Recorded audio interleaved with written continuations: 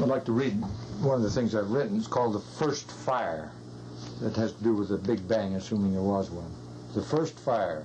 If we could swing back the pages of infinity, pivoted on the spindles of time, reach back our mind through the halls of the universe until we stood in the fires of the original dawn, if this could be, what would we see?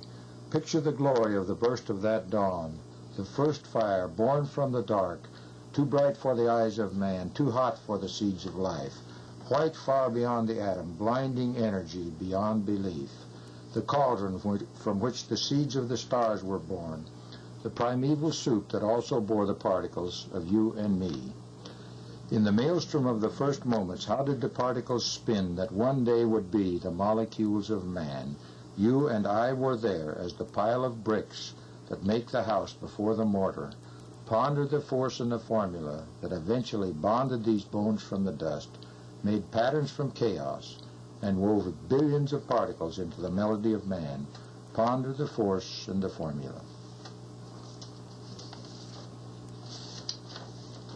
Here's another one called The Molecules of Man. What is the formula of man? What moved the molecules and bonded this pattern? What stirred the protons and the electrons and the microspecks of matter to where they are now woven into the incredible matrix of man? Here is man, made from the bricks of the universe, the very same bricks that make up a tree or a rock. How could it be that this incredible abstract sense of self comes about only through a chemical and electrical process in the brain?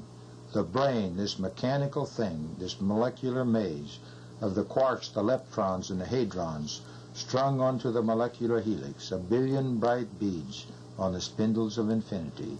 As it thinks, the molecules move, the electrons flow, and it lives. It lives among the other myriad jewels of the universe. It lives. Think of the power that we have with this incredible chemical and electrical abstractor that is the mind of man. With the mechanical bricks that built it, it can think abstractions and even ponder the very laws that move its molecules. It moves in the universe as the pages of time are turned. And what it writes on this page can affect the next page to come. What it does today can affect the path of the world tomorrow, like no other thing. Like no other thing. What it does today may affect the path of the world tomorrow, but ponder this. What it can do tomorrow can affect the universe forever. That is what is bound in the matrix, bound in the pattern that makes up the molecules of man. Think of the power.